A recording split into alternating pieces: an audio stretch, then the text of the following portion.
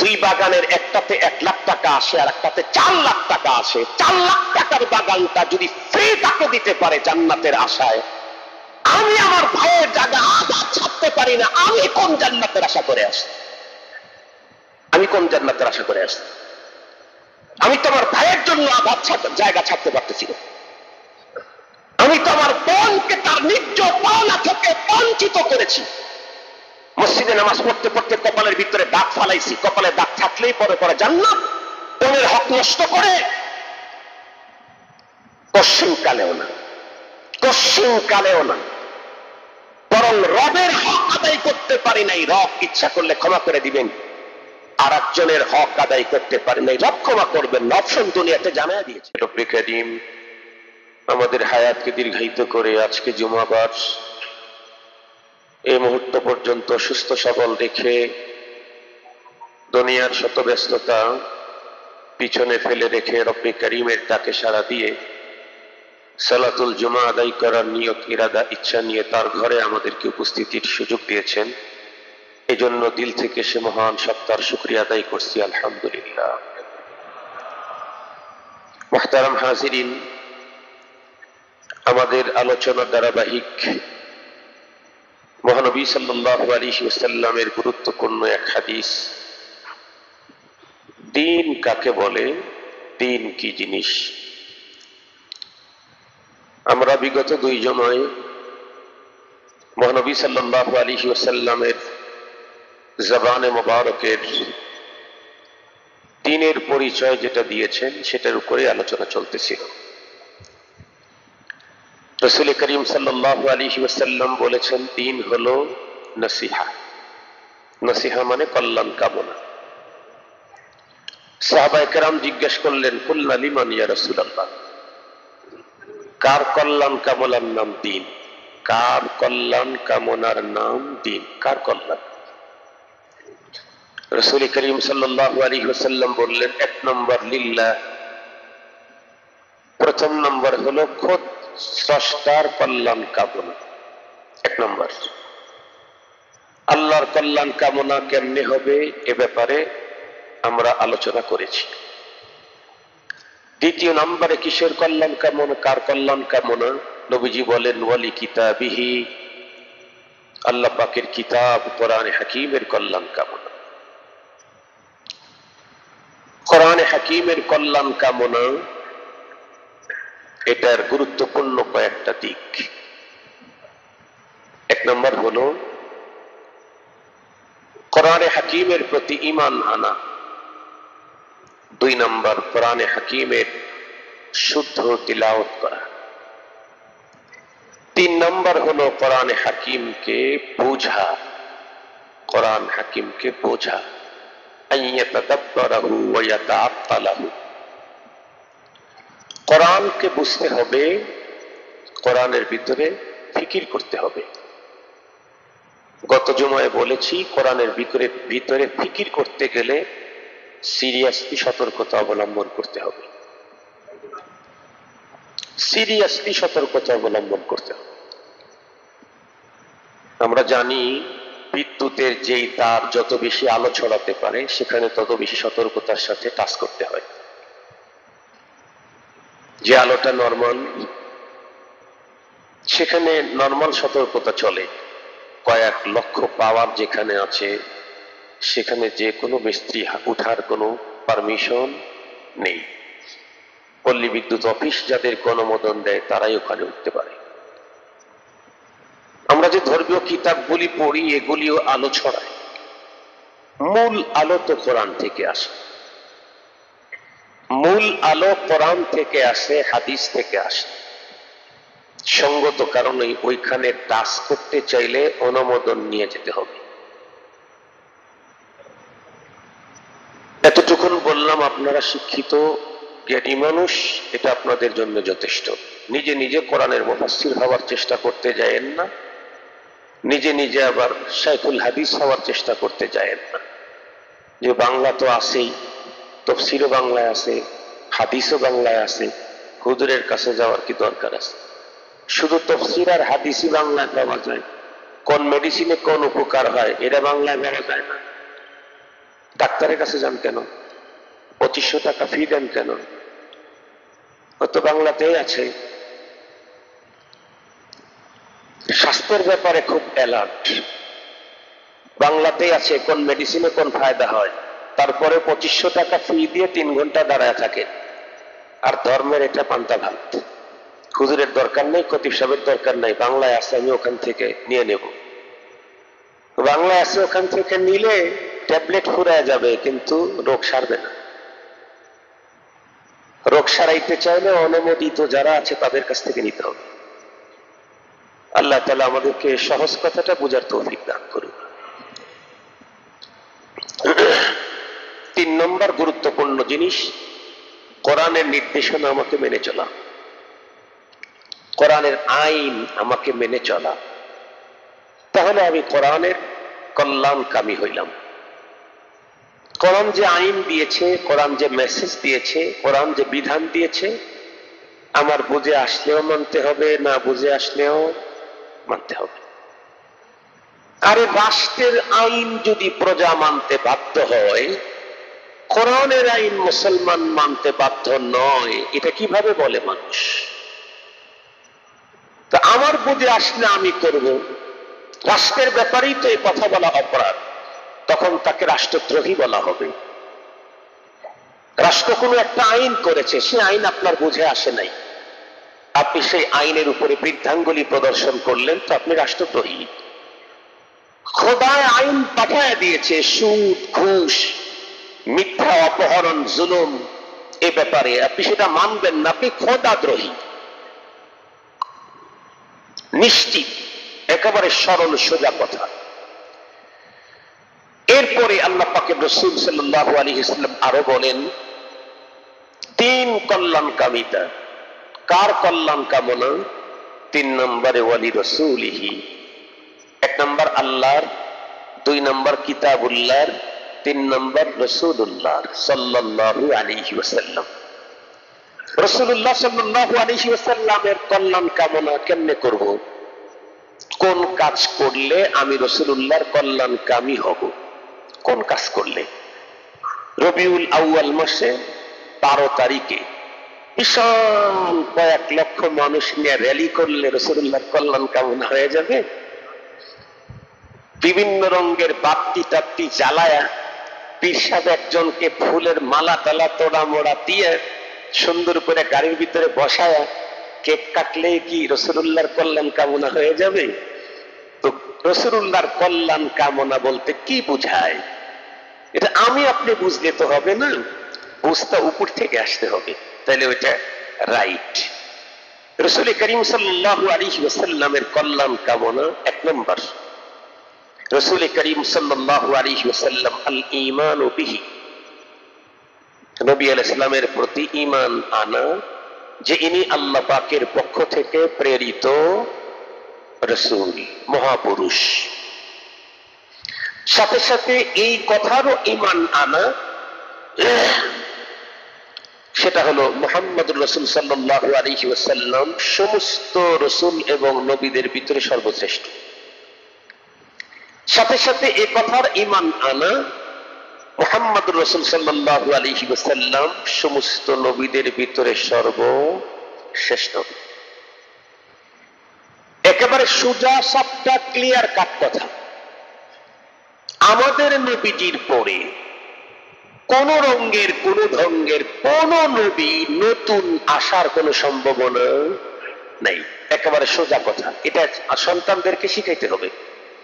সন্তানদেরকে জানুয়ারি ফেব্রুয়ারি শিখানো যত বেশি দরকার, সন্তানদেরকে সানডে মানডে শিখানো যত বেশি দরকার, সন্তানদেরকে ড্যাডি শিখানো, মাদার ফাদার শিখানো যত বেশি দরকার, তার চাইতে বেশি দরকার এই আকীদা সন্তানদেরকে শিখানো যে আমাদের মহানবী মুহাম্মদুর রাসূলুল্লাহ সাল্লাল্লাহু আলাইহি ওয়াসাল্লামের পরে কোন নামে কোন ধরনের নতুন কোন নবী আগমনের সুযোগ নেই।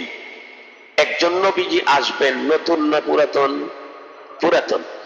পুরাতন যিনি আসবেন উনি কি ওনার শরীয়ত বাস্তবায়ন করতে আসবেন? না, আমাদের নবীজির শরীয়তকে সহযোগিতা করার জন্য, বাস্তবায়ন করার জন্য আসবেন। নতুনটাই যদি, পুরাতনটাই যদি নিজেরটা পরবর্তীতে দেখানোর সুযোগ না থাকে, নতুন ঢোকার জায়গা কোথায়? কথা কি বুঝাইতে পারছি? যিনি পুরাতন রসুল, যার কথা কোরআনে আছে, হযরত ঈসা আলাইহিস সালামের কথা কোরআনে নেই, অনেক জায়গায় আছে ঈসা আলাইহিস সালামের কথা। ঈসা পয়গম্বর জন্ম নিলেন কেমনে সেই ইতিহাসও কোরআনে আছে। ঈসা আলাইহিস সালামের মায়ের ইতিহাস কোরআনে আছে। এত বড় একজন পয়গম্বর, যার মার ইতিহাস, যার জন্মের ইতিহাস কোরআনে আছে। আমাদের রাসূল করিম সাল্লাল্লাহু আলাইহি ওয়াসাল্লাম কোন তারিখে জন্ম নিয়েছেন, তার মার কি অবস্থা ছিল, এটা কিন্তু কোরআনে নাই। আছে নাকি? কোথাও পাইছেন আপনারা? পান নাই। কিন্তু ঈসা পয়গম্বরের জন্মের কথা, কিভাবে জন্ম নিল, কোথায় জন্ম নিল, তার মার কন্ডিশন কি ছিল, কিভাবে তার মায়ের পেটের ভিতরে ঢুকলো, টোটাল বর্ণনা আছে। তো এমন একজন পয়গম্বর, যেই পয়গম্বরের জন্ম, তার মায়ের ইতিহাস পর্যন্ত কোরআনের শব্দের মধ্যে আছে, মায়ের নাম পর্যন্ত আছে। আমাদের বিশ্ব নবীজির আম্মার নাম আছে নাকি কোন শরীফের ভিতরে? হাফেজ সাহেবরা ভালো বলতে পারবে, আমি তো হাফেজ সাহেব না, এই জন্য আমার কাছে তো মনে হয় নাই। আমাদের মহানবীজির মান নাম নেই, কিন্তু ঈসা পয়গম্বরের মান নাম আছে। খুব ভালো করে কথাটা বুঝবেন। আপনারা মনে মনে ভাবতেছেন তাইলে কি ঈসা পয়গম্বরের মর্যাদা বেড়ে গেল? আরে না, বাড়লো কেমনে? আমাদের সম্মানিত মসজিদের সবার মুরব্বী সভাপতি মহোদয় তার বাসায় দাওয়াত করছেন, ইমাম সাহেবকে দাওয়াত করছেন, খতিব সাহেবকে দাওয়াত করছেন, এরপরে এই কি বলে মুয়াজ্জিন সাহেবকে দাওয়াত করছেন, কারি সাহেবকে দাওয়াত করছেন, খাদেমদেরকে দাওয়াত করছেন। আপনারা মনে মনে ভাবতেছেন শুধু শুধু আমরাই বাদ গেলাম। আপনারা একটু বাদই থাকেন, আমাদের এই সার্কেলের সবাইকে দাওয়াত করছেন। এখন ওনার বাসার ভিতরে চেয়ার আছে 10টা, আমরা লোক গেছি 10টা। বলেন তো দেখি, চেয়ার গুলো থেকে বসবেন আজকে? সভাপতি সাহেব বসবেন, খাদেম বসবে আজকে। কেন? খাদেমের মর্যাদা কি সভাপতি সাহেবের সাথে বেশি? মর্যাদা বেশি না, কিন্তু এখন গেছে তো সভাপতি সাহেবের বাসায়, এই জন্য সভাপতি সাহেব নিজে না বসে খাদেমকেই ওখানে বসাবেন। কোরআন তো আমার রাসূলের উপরে নাজিল হয়েছে, সুবহানাল্লাহ বলবেন না? যে কোরআন কার উপরে নাজিল হয়েছে? আমার নবীর উপরে নাজিল হয়েছে। এজন্য আমার নবীর আম্মার নাম না থাকলে সমস্যা নাই, অন্য নবীর আম্মার নাম থাকলে কোনো ঝামেলা নাই। যেহেতু ওনাদের উপরে নাজিল করা হয় নাই, নাজিল করা হয়েছে আমার রাসূলের উপরে, এখানে ওনার নাম থাকলে কি আর না থাকলে কি, টোটাল কোরআন তো উনজিলাত আলা মুহাম্মাদুর রাসূলুল্লাহ সাল্লাল্লাহু আলাইহি ওয়াসাল্লাম, পুরাটাই তো নয়। সভাপতি সাহেব এই 10টা চেয়ারের কোনো একটা চেয়ার পাইলেন না, তার মানে কি? তার মানে কিছুই না, ও পুরা বাড়ির মালিকই উনি। যেই বাড়ির এক চেয়ার নিয়ে আমি বসে আছি, ওই পুরা বাড়ির মালিককে কথা বলেন না কেন? সভাপতি সাহেব। এই জন্য উনি একটা চেয়ার পান নাই, এটা কোনো ভাবার বিষয় না। তো আপনারা হয়তো কেউ কেউ মনে মনে ভাবতে পারেন, হুজুর কি বললেন, হযরতে ঈসা আলাইহিস সালামের আম্মার নাম আছে আর আমাদের নবীর আম্মার নাম নাই। এর পেরেশানি হওয়ার কিছু নেই, কারণ পুরা কোরআন নাজিলই হয়েছে আমাদের নবী আলাইহিস সালামের উপরে।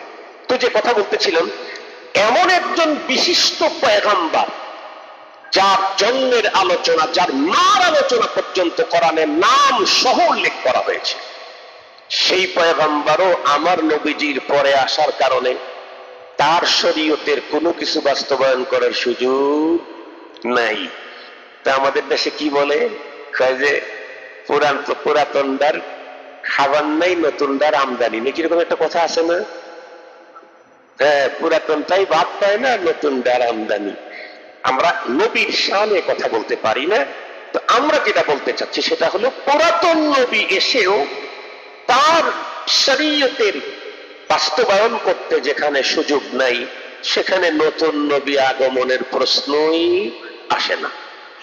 এই আকীদা কিন্তু এত বড় জটিল আকীদা, যেই আকীদা যদি কারো ভিতরে না থাকে, খতমে নবুয়তের আকীদা যদি না থাকে, আমার নবী সর্বশেষ নবী, এরপরে কোন নামের, কোন ধরনের, কোন রঙের, কোন ঢঙ্গের, কোন দেশে কখনোই কোন নতুন নবী আসবে না। এই আকীদা যদি না থাকে, নামাজ পড়ছে, রোজা রাখছে, হজ করেছে, দাওয়াত ও তাবলীগের কাজ করেছে, পীর মুরিদি করেছে, সব করেছে, কিন্তু খতমে নবুয়তের আকীদা নাই, এই লোকটা পরপারে মুক্তির কোনো পথ নেই। এমনকি এই লোক যদি মরে যায় আর তার জন্য যদি কোন পয়গম্বরকে দিয়েও মাগফিরাতের দোয়া করা হয়, তারপরে তার মাগফিরাত হবে না। ঈমান হারা হয়ে কবরে চলে গেলে তার জন্য মাগফিরাতের দোয়া করলে হবে? কখনোই হবে না। আমরা যে যে মাগফিরাতের দোয়ার আয়োজন করি, আমরা সব রেসানির আয়োজন করি, কুলখানি করি, এই কুলখানি আর ফাতেহা খানি আর 40 আর 50 যাই করেন, এগুলার আগে দরকার হলো আমার মা বাবা, আমার সন্তান যেন ঈমান ভঙ্গ হয়ে কবরে না যায়। এই কুলখানির আগে দরকার। সারা দুনিয়ার সমস্ত মানুষ যদি কুলখানি করে, সেই লোকটা খতমে নবুয়তের আকীদা থেকে ভ্রান্ত হয়ে চলে গেছে। জিন্দেগিতে সারা দুনিয়ার মানুষের কুলখানি দিয়ে একটা নেকিও তার অ্যাকাউন্টে ঢুকবে না এবং তার একটা গুনাহ মাফ হবে না, মাগফিরাত হবে না। মাগফিরাতের জন্য, পরপারে মাগফিরাতের জন্য এবং আমল নামায় নেকি পৌঁছাবার জন্য শর্তই হলো ঈমানের কি থাকতে হবে? অ্যাকাউন্ট থাকতে হবে ঈমানের। ঈমানের অ্যাকাউন্ট থাকলে তখন সুবিধা আছে। কি? সব গুনাহ মাপ নিতে পারি নাই, প্রস্তুত হওয়ার আগেই মালাকুল মউত আমাকে ধরে ফেলেছে, চলে গেলাম, কিন্তু ঈমান আমার আছে। হোক ঈমান দুর্বল, হোক ঈমানটা আমার দুর্বল, আমার সন্তান যদি এখন কাঁদতে থাকে আমার জন্য, তাহলে আমার গুনাহ মাফ হতে থাকবে। আমার সন্তান যদি সূরা ফাতিহা পড়ে আমার জন্য দিতে থাকে, তাহলে আমার অ্যাকাউন্টে যে নেকি কম ছিল এ নেকি তখন বাড়তে থাকবে। আমার রেখে দেওয়া সম্পদ, আমার রেখে দেওয়া সন্তান, আমার রেখে দেওয়া ফ্রেন্ড সার্কেল, আমার রেখে দেওয়া আপনজন, যে কেউ আমার জন্য একবার সুবহানাল্লাহ বললেও সেটা আমার অ্যাকাউন্টে জমা হবে। আমার যে শর্ট আছে পুঁজি, এ পুঁজি আর শর্ট থাকবে না, তখন বেড়ে যাবে। তবে একটা কথা বলে ফেলি, আপনারা বলেন তো দেখি, আমাদের দেশে তো বাবা আছে দুই রকমের। এক রকমের বাবা আছে নিজে ইনকাম করতে পারে না, তবে ভালো চলে। কেমনে? ছেলে বিদেশে থাকে, মাসে মাসে 50,000 টাকা পাঠায়, ভালোই চলে। আরো কিছু বাবা আছে ছেলে ইনকাম করে, বাবাও ইনকাম করে, কিন্তু ছেলের চাইতে বাবার ইনকাম বেশি। এই দুই বাবার ভিতরে সবচেয়ে বেশি মজা পায় কোন বাবা? আগেরটা না পরেরটা? পরেরটা। নিজের ইনকাম থেকে যে খায় এটা অনেক মজা।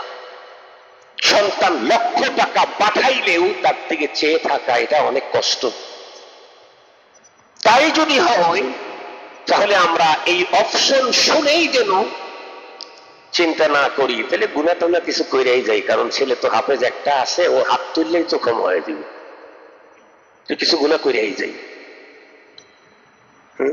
মেয়েটি একটু কমই, এত মসজিদে যাওয়া দরকার নাই। ছেলে যেহেতু দুইটা আলেম বানাইছি, পুঁজি যদি একটু শর্ট থাকে, মরার পরে ওরা তো পুঁজি পাঠাইতেই থাকবে। এটা বোকার কাজ, এটা হলো বোকার কাজ। সন্তান 1 লাখ পাঠাইতেছে, পাঠাক, আমি 10 লাখ ইনকাম করব, এটাই তো আমি দুনিয়াতে চাই। কথা বলেন না কেন? আমার 10 লাখ আছে, তারপরে সন্তানের 1 লাখ, আরো মজা। যদি সন্তান না পাঠায়, আমি যে গুনাহ নিয়েই কবরে ঢুকলাম, যদি সন্তান আমার মাগফিরাতের ব্যবস্থা না করে, আমি সব পুঁজি দিয়ে কবরে ঢুকে গেলাম, কাফনের কাপড়ে পেশ খেয়ে গেলাম। পুঁজি আমার অনেক শর্ট, যা আছে এ দিয়ে আমার জান্নাতের উন্নত খাবার হবে না। আমার তো খেতে ইচ্ছে করতেছে বিরিয়ানি, কিন্তু আমার পকেটে যা আছে তা দিয়ে তো বাটার বর্ণ হবে না, তো বাটার বর্ণ হবে না। এই জন্য দুনিয়া থেকে আমাদেরকে নিজেরাই মাগফিরাত, নিজের গুনাহ মাপ নিশ্চিত করে কবরে যেতে হবে, আর যথেষ্ট পরিমাণে পুঁজি নিয়ে কবরে যেতে হবে। আল্লাহ আমাদেরকে তৌফিক দান করেন, আল্লাহ আমাদেরকে তৌফিক দান করেন। উনি যদি তৌফিক না দেন, আমার আপনার কারো পক্ষেই সম্ভব না। আমরা যত গল্প করি, অমুকের কি বুদ্ধি, অমুকের রাজনৈতিক প্রজ্ঞা, কি কসু কসু কসু। এক ভদ্রলোক আমাকে একদিন বলছিল, হুজুর কি কয়, অমুক দল যা বোঝে শয়তানের 6 মাস পরে বোঝে। আমাকে এক লোক বলছে, অমুক দলের লোকেরা যা বোঝে শয়তানের 6 মাস পরে বোঝে। এত বুঝলো আর 36 তারিখ বুঝলো না। এজন্য এগুলি সব ভুয়া। রব চালান সিস্টেম দিয়া রাখছেন, তাই আমি পর্যন্ত গেছি, ক্রেডিটটা আমি নিচ্ছি রবকে বাদ দিয়া। ও খুব ভালো বলতে পারে, কি কিছু বলতে পারে। রব যদি এখন জবান বন্ধ করে দেন, ওর মুখ থেকে আওয়াজের পরিবর্তে লালা বের হবে, লালা। কি কিছু করে। এই জন্য মনে রাখতে হবে, আমি যা করি, আমি যা পারি, একটাও আমার না, পিছনে আমার একজন নিয়ন্ত্রক আছেন, সেকে। উনি আমাকে চাইছেন, চয়েস করছেন, তো তার ঘরে বসায় দিছে। উনি যদি চাইতেন আমার মতো, আমার চাইতে আরো ভালো মানুষ পথের মধ্যে আছে না এখন? আমার চাইতে বেশি সুস্থ মানুষ রাস্তায় আছে না এখন? আবার কিছু মানুষ অসুস্থ হয়ে হাসপাতালে আছে না এখন? কিছু মানুষের এখন জিন্দিগির শেষ গোসলের ইন্তজাম চলতেছে না এখন? রব ইচ্ছা করলে ওই কোনো এক সিরিয়ালে আমাকে ঢুকাই দিতে পারতেন। আমারে তা না ঢুকায় মুসল্লির সাথে তার ঘরে আমাকে নিয়ে এসে ভিআইপির মর্যাদা দান করেছে। কি ভিআইপি তা জানেন? হাদিস তো বহুবার পড়েছেন।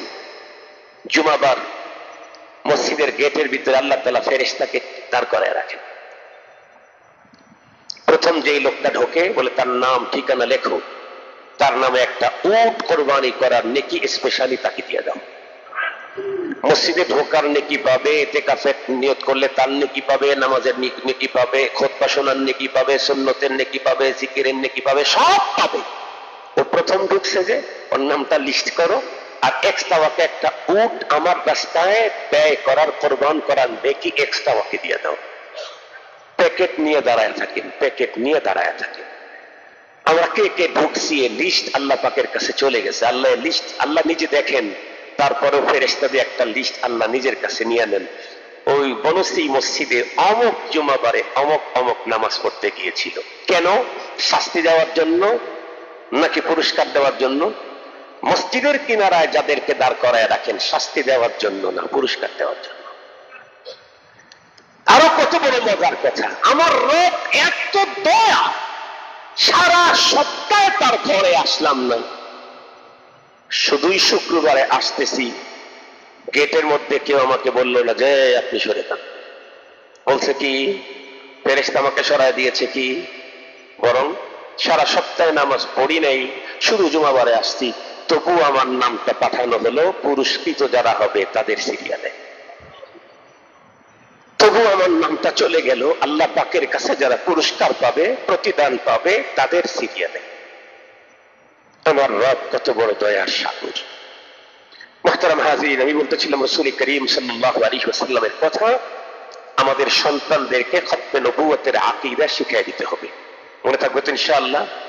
এই আকীদা যদি কারো ভিতরে থাকে যে মুহাম্মদ সাল্লাল্লাহু আলাইহি ওয়াসাল্লাম আখিরি নবী, তবে পরবর্তীতে কিছু সহযোগী নবী আসবেন, তাহলে তার ঈমান শেষ। সারা দুনিয়া তার ইন্তেকালের পরে মাগফিরাতের কামনা করলে মাগফিরাত হবে না। সারা দুনিয়ার মানুষ তার জন্য সবর ইহসানি করলে তার অ্যাকাউন্টে নাকি ডুববে না, ডুববে না। এই জন্য আমার সন্তানকে আকীদা ঠিক করায় দেওয়া আমার পিতা মাতার এটা প্রথম দরকার। বাবা মরার পরে 5 কোটি টাকা ব্যয় করে বিশাল 7 দিন ব্যাপী ইন্তজাম করবেন, আর 25 জন লোক পদপিষ্ট হয়ে মারা যাবে। লাভ কি যদি ঈমান নিয়ে না যায় থাকে? লাভ কি যদি বাবা ঈমান নিয়ে কবরে না ঢুকে থাকে? আপনি 1 মাস পর্যন্ত 25 লক্ষ মানুষকে খাওয়াইলেন, লাভ কি? কারণ অ্যাকাউন্ট নাই তো। ঈমান নাই মানে অ্যাকাউন্টই খোলে নাই। এই জন্য বিষয়টা সবচাইতে সিরিয়াস। এটা খুব কঠিন ভাবে আমরা এই বিষয়টাকে অন্তরের মধ্যে রাখবো। বিশ্বনবী সাল্লাল্লাহু আলাইহি ওয়াসাল্লামের প্রতি কল্যাণ কামনা হবে কখন?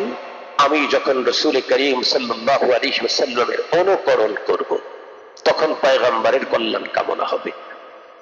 আর পয়গম্বরের অনুকরণ এটা আল্লাহ পাকের ওয়ার্ডার, আতিউল্লাহ ওয়া আতিউর রাসূল ওয়া উলিল আমরি মিনকুম। আল্লাহ পাক নিজে বলেন, তোমরা আমার অনুকরণ করো, আমার রাসূলের অনুকরণ করো। রাসূলুল্লাহ সাল্লাল্লাহু আলাইহি ওয়াসাল্লামের অনুকরণ ইতাআত, এটা আমাদের জন্য ফরজ। কথা বলেন নাকি? আল্লাহর হুকুম পালন করা কি? আল্লাহর রাসূলের অনুকরণ করতে কে হুকুম করলেন? রাসূলুল্লাহ সাল্লাল্লাহু আলাইহি ওয়াসাল্লামের অনুকরণ উম্মতের জন্য ফরজ। আল্লাহ পাক বলেন, লাকাদ কানা লাকুম ফি রাসূলিল্লাহি উসওয়াতুন হাসানাহ লিমান কানা ইয়ারজুল্লাহা ওয়াল ইয়াওমাল আখির ওয়া যাকারাল্লাহা কাসীরা। তোমাদের জন্য উত্তম আদর্শ রাসূলুল্লাহ সাল্লাল্লাহু আলাইহি ওয়াসাল্লামের ভিতরে। তোমার জীবনের যত অপশন, যত ফাংশন আছে, তোমার জন্ম থেকে মৃত্যুর পর কবরে রাখা পর্যন্ত আমার রাসূলের ভিতরেই তোমাদের জন্য আছে উত্তম আদর্শ। সঙ্গত কারণে রাসূল করিম সাল্লাল্লাহু আলাইহি ওয়াসাল্লামের সিরাত, তার জীবনী, তার হায়াত, জীবন চরিত সব আমাদের জন্য শুধুই রবিউল আউয়াল মাসের সাথে সম্পৃক্ত না, শুধু 12 তারিখের সাথে সম্পর্ক না। জীবনের প্রতিটি ক্ষণ, প্রতিটি মুহূর্তেই আমি নিঃশ্বাস নেব, ছাড়বো, সেটাও পয়গম্বরী তরিকায় যেন হয়। আমি কথা বলবো আর শুনবো, এটাও যেন পয়গম্বরী তরিকায় হয়। আমি পথ চলবো, হাঁটবো, সেটাও যেন পয়গম্বরী তরিকায় হয়। আমি মার্কেটের ভিতরে ঢুকেছি, কেনা বেচা করবে, এটাও যেন পয়গম্বরের তরিকায় হয়। যে বিক্রি করবে তার বিক্রি করা পয়গম্বরী তরিকায় হতে হবে। যিনি কিনবেন ওনার কেনাটাও পয়গম্বরী তরিকায় হতে হবে। আমার পোশাক পরিচ্ছদটা যেন পয়গম্বরী তরিকায় হয়। আমার ঘর সাজানো যেন পশ্চিমাদের মতো না হয়, মদিনার মতো, মুহাম্মদুর রাসূলুল্লাহ সাল্লাল্লাহু আলাইহি ওয়াসাল্লামের মতো হয়। এটা আমাদের জন্য 24 ঘন্টা পয়গম্বরকে মেনে চলা ফরজ। 24 ঘন্টার ফরজ। আল্লাহু আকবার। সাথে সাথে নবীজি যেগুলি নিষেধ করেছেন সেগুলি থেকে আমাদেরকে রক্ষা, বেঁচে থাকা, দূরে থাকা, এটা আমাদের জন্য জিম্মাদারি। আমরা এই কাজটা করবো ইনশাআল্লাহ। আর দুইটা কথা আমি আজকে শেষ করে দিতে চাচ্ছি, 5 মিনিট করে বলি। চতুর্থ নাম্বার, কার কল্যাণ কামনার নাম 3। নবীজি বলেন, ওয়ালি আইম্মাতিল মুসলিমিন, মুসলিম নেতা যে হবে, মুসলিম নেতা, রাষ্ট্রপ্রধান যদি মুসলমানদের রাষ্ট্রপ্রধান মুসলিম হয়, তাহলে তার কল্যাণ কামনা করাও 3। রাষ্ট্রপ্রধান মুসলমান, ইসলামী রাষ্ট্র। রাষ্ট্র কি? মুসলমানদের রাষ্ট্র না, ইসলামী রাষ্ট্র। আমাদের দেশ তো মুসলমানদের রাষ্ট্র, ইসলামী রাষ্ট্র না। বরং আমাদের দেশে কেউ কেউ তো শরিয়াকে মানতেই রাজি নেই। শরীয়ত মানবে মসজিদে, শরীয়ত মানবে কবরস্থানে, শরীয়ত মানবে হজের সময়, শরীয়ত মানবে রমজানের সময়, তারাবিতে। রাজনীতিতে শরিয়া মানতে রাজি নেই। যারা বলবে রাজনীতিতে শরিয়া মানতে রাজি নেই, আল্লাহর কোরআনে বলছেন তোমাদেরকে মুসলমান বলতেও রাজি নেই, তোমাদেরকে মুসলমান বলতেও রাজি নেই। তুমিনুনা বিবাদিল কিতাব ওয়া তাকফুরুনা বিবাদ, কিছু মানবে কিছু মানবে না, এটা হবে না। রব বলেন, এই জাতীয় কাজ যারা করবে লাহুম খিজয়ুন ফিল হায়াতিদ দুনিয়া, কিছু ক্ষেত্রে ইসলাম মানবে আর কিছু ক্ষেত্রে ইসলাম মানবে না। রব বলেন তাদেরকে দুনিয়াতেই ভয়ঙ্কর লাঞ্ছনার, গঞ্জনার শাস্তি ভোগ করতে হবে। আখিরাতে আল্লাহ তাআলা বলেন সিরিয়াস শাস্তি তোমাকে পেতে হবে আখিরাতে। এই জন্য এটা হয় না, এটা হয় না যে মুসলিম ইসলামিক রাষ্ট্রের রাষ্ট্রপ্রধান যে মুসলিম হবে, সেই রাষ্ট্রপ্রধানের কল্যাণ কামনা করা, এটাও 3। রাষ্ট্রপ্রধানের কল্যাণ কামনা কি? উনি একের পরে এক জুলুম, নির্যাতন, কোরআন সুন্নাহ বিরোধী আইন করবে, আর আমরা সেটাকে জি জি, হ্যাঁ হ্যাঁ, স্যার বলবো। এটা কল্যাণ কামনা না। রাষ্ট্রপ্রধানের কল্যাণ কামনা কি? ভালো করে শুনে রাখেন। ফাবিদ্দুআ ইলাহুম, প্রথম নম্বর মুসলিম রাষ্ট্রপ্রধানের কল্যাণ কামনার প্রথমটাই হলো, রাষ্ট্রপ্রধান হওয়ার সাথে সাথে সকল মুসলিম তার জন্য দোয়া করবে, আয় আল্লাহ তুমি তাকে মহান এক জিম্মাদারি দিয়ে বড় এক চেয়ারে বসিয়েছ, এই চেয়ারে থাকাকালীন তোমার হুকুম, তোমার আহকাম থেকে যেন ইচ্যুত কখনো না হয়, নবীজির আদর্শচ্যুত যেন কখনো না হয়, সে যেন এই বিশাল চেয়ারে বসে তোমাকে ভুলে না যায়, তোমার দিন বিরোধী কোনো কাজ যেন তার দ্বারায় পরিলক্ষিত না হয়। কারণ তার হুকুম তো প্রজাদেরকে মানতে হবে, স্বেচ্ছায় অনিচ্ছায়। তাকেই তুমি প্রথমে ঠিক করে দাও, তাহলে পুরা রাষ্ট্র এমনি ঠিক হয়ে যাবে। এই জন্য প্রথম নাম্বার হলো ফাবিদ্দুআ ইলাহুম, তাদের জন্য দোয়া করা। 2 নাম্বার ওয়াসসামঈ ওয়াত্তাআ, দোয়া তো করছি আল্লাহ, সে যেন তোমার খলিফা হিসাবে, তোমার প্রতিনিধি হিসাবে এই রাষ্ট্রের ভিতরে সকল কাজ চালাইতে পারে। এই দোয়া যখন কবুল হয়ে গেল, উনি এখন কোরআন সুন্নাহ অনুযায়ী, ইসলামী আইন অনুযায়ী দেশ পরিচালনা করতে চায়, তাহলে সেই ক্ষেত্রে আমাকে উনি যা বলবেন গুরুত্বের সাথে তার কথা শুনতে হবে, উনি যা বলবেন সেটা আমাকে মানতে হবে। এখন যিনি ওখানে বসছেন উনি তার উপরওয়ালারে মানে না, যিনি ওখানে বসছেন উনি যিনি বসাইছেন তারে মানে না। তাহলে আমরা যারা ওনাকে বসাইলাম, সহযোগিতা করলাম, আমরা মানার প্রশ্নই আসে না। এই জাতীয় একটা কথা বাংলাদেশের কোন এক পিসি হুজুর বলছিল, কিন্তু শব্দ চয়নে একটু সমস্যা করেছিল, এই বেচারা বহুত কষ্ট হয়েছিল। তো কথা কিন্তু সহি, যে কোন কায়নাতের স্রষ্টা যিনি, উনি তোমাকে একটা চেয়ারে বসাইলেন, তুমি তারটা না মানলে তোমার তো আমি মানবো কেন? আমি তো আপনাকে মানব কতক্ষণ? আপনি আপনার রবকে মানবেন যতক্ষণ। খতিব সাহেব আল্লাহ না করুক, আল্লাহ না করুক, আল্লাহ না করুক, আল্লাহ না করুক, খতিব সাহেব যদি আজকে একটা কোরআন সুন্নাহ বিরোধী বক্তব্য দেয়, ওই কথা ওয়াজ আপনাদের জন্য মানা ফরজ আইন। ওই খতিব সাহেবকে তখন আপনারা এই চেয়ারে আবার বসতে দিবেন? ছোট্ট একটা চেয়ারে উল্টা পাল্টা করলে যদি বসতে না দেন, অত বড় চেয়ারে উল্টা পাল্টা যারা করে তাদেরকে বসতে দেন কেন? কথা বলেন না কেন? এটা ছোট একটা চেয়ার না, কতগুলো মানুষ এখানে আছে? 10,000 12,000 লোক আছে আমাদের মুসল্লি।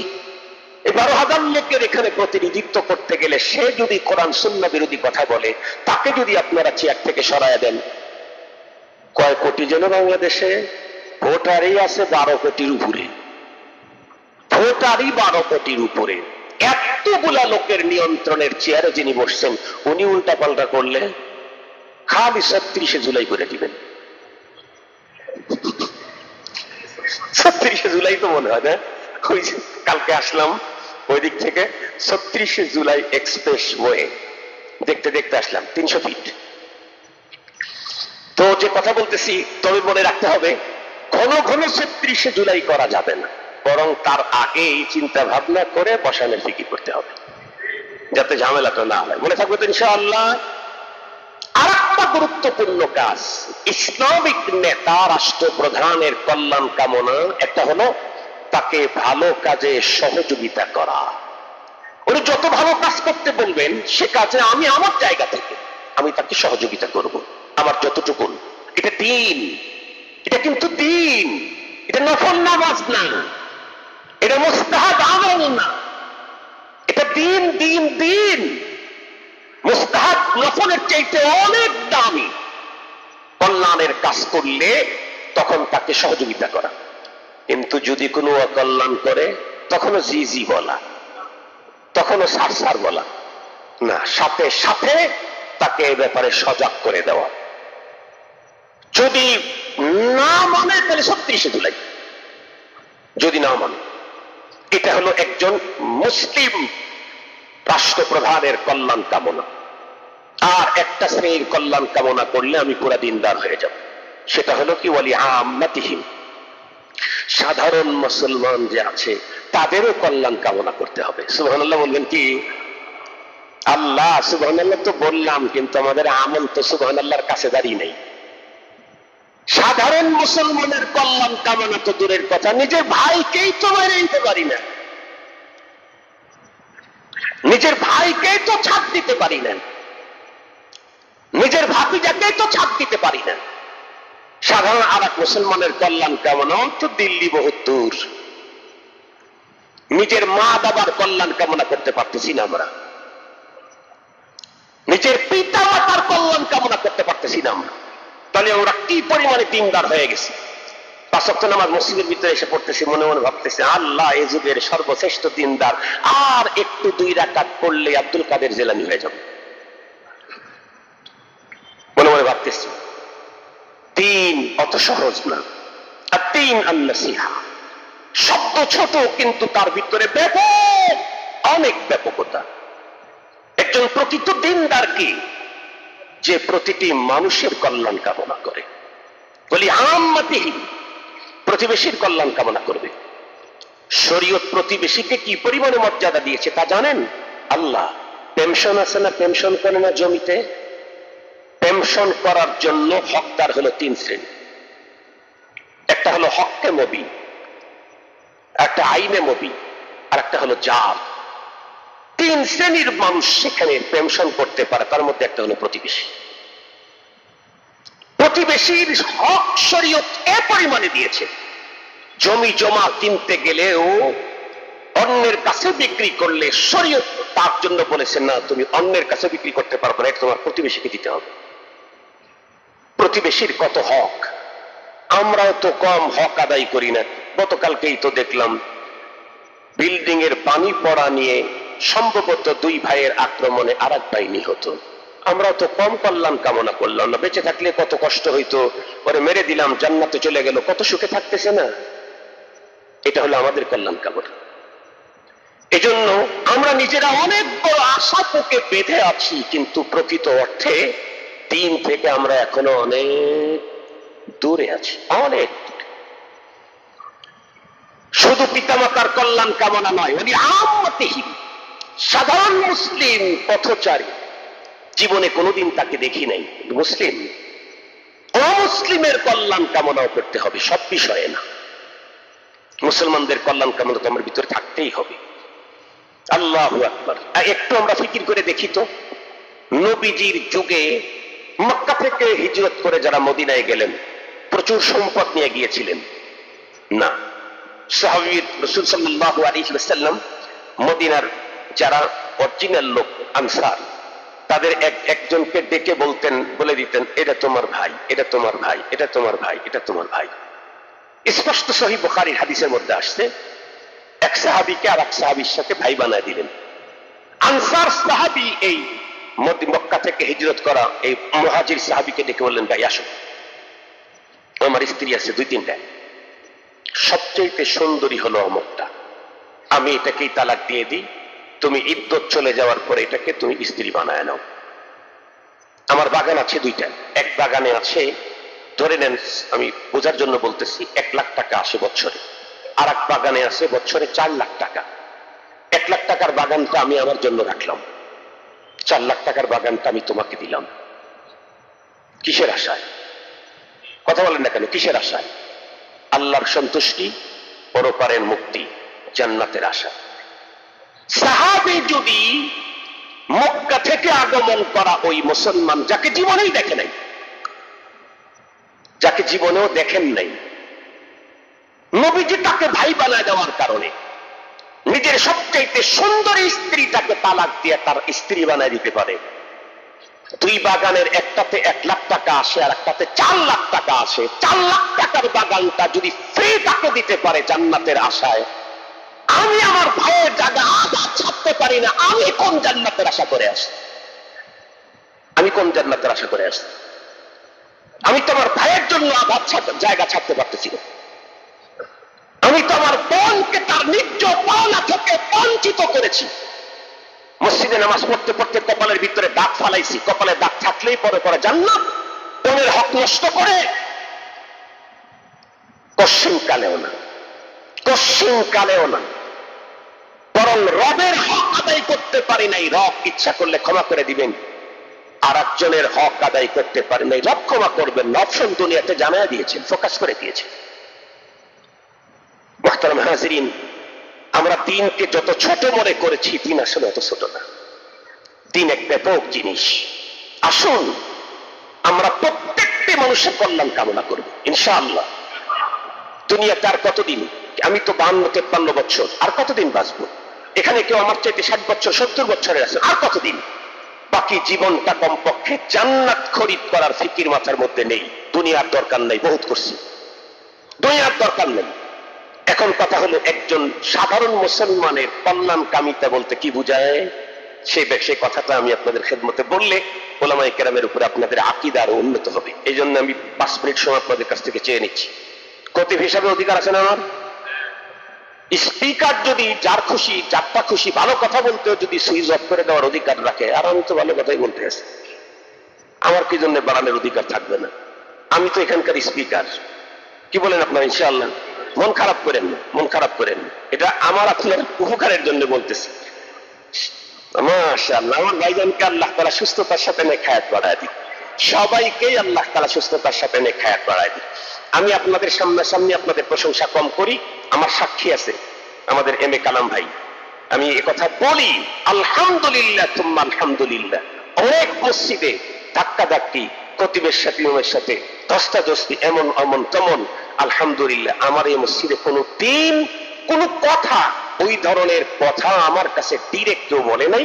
কেউ হয়তো ইনডিরেক্ট কারো কাছে তুই একটা কথা বলেছি, সেটাও একটা বারে কম। এই জন্য আমি বলি, কেন্দ্রীয় মসজিদে আমাকে আল্লাহ তাআলা খুব ভালো রেখেছেন, আলহামদুলিল্লাহ। আমি খুব ভালো আছি আপনাদেরকে নিয়ে।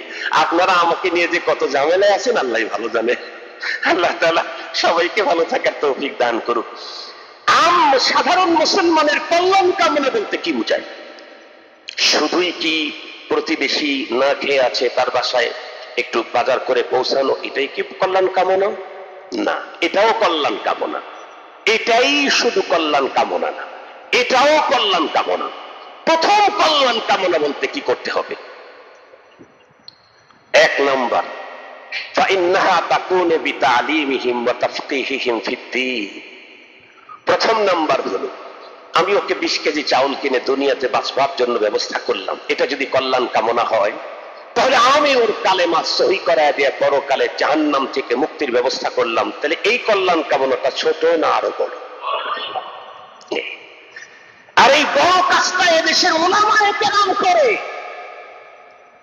আপনারা 2 টন চাউল দিয়াই মনে মনে ভাবেন, আরে মাদ্রাসায় দিলাম, আমরা না হইলে তো ওই হইতো। আপনি কি দিয়েছেন? 2 টন চাউল দিয়েছেন। হুজুর কি দিয়েছেন? সূরা ফাতিহা শিখাইছেন। তাম দুনিয়া আল্লাহ রাস্তায় দান করলে চাই নাকি সূরা ফাতিহা শিখানোর তার চাইতে অনেক করে বেশি নাকি? এখন বলেন, এই পৃথিবীতে আরেকজন মুসলমানের কল্যাণ কামনা বর্তমানে বেশি কে করে? উলামায়ে কেরাম। বিতালিমিহিম ওয়া তাফকিহিহিম ফিদ্দীন। সবচাইতে বড় কল্যাণ কামনা হলো আমার প্রতিবেশীকে আমি তাকে দ্বীন শিখায়া দেওয়া, তাকে কালেমা সহি করায় দেওয়া, তাকে নামাজ সহি করায় দেওয়া, তার আকীদা সহি করায় দেওয়া। এটা সবচাইতে বড় কল্যাণ কামনা। একজন মানুষ নামাজ পড়তেছে, রোজা রাখতেছে, যাকাত দিচ্ছে, সব করতেছে, কিন্তু আকীদায়ে খতমে নবুয়ত না জানা থাকার কারণে সে গোলাম আহমদ কাদিয়ানীকে মনে করতেছে ওনাকেও তো নবী মানি, এনাকে আর একটা মানলাম, তাহলে তোমার একটা বেড়ে গেল, তো কমলো তো আর না। ওনাকেও মানি, এনাকেও মানলাম, তাহলে তো আমার মানা বাড়লো, কমলো তো আর না। এটা ভালো, কিন্তু এই সব জায়গায় যে বাড়ানো যায় না। এখানে বাড়ানোর সাথে সাথে আগের গুলা শেষ হয়ে যায়, আগের গুলা শেষ হয়ে যায়। তাহলে এই লোকটাকে এই আকীদা শিক্ষা দেওয়া, আপনি সারা জীবন তাকে 50 তলায় লাল গালিচার ভিতরে শোয়া রাখার চাইতে পরে আকীদায়ে খতমে নবুয়ত শিক্ষা দেওয়া তার জন্য সবচাইতে বড় কল্যাণকামিতা। এই জন্য উলামায়ে কেরামদেরকে চিনতে হবে, জানতে হবে। আল্লাহ পাক আমাদেরকে তৌফিক দান করুন। ওয়া আখিরু দাওয়ানা আলহামদুলিল্লাহি রাব্বিল আলামিন।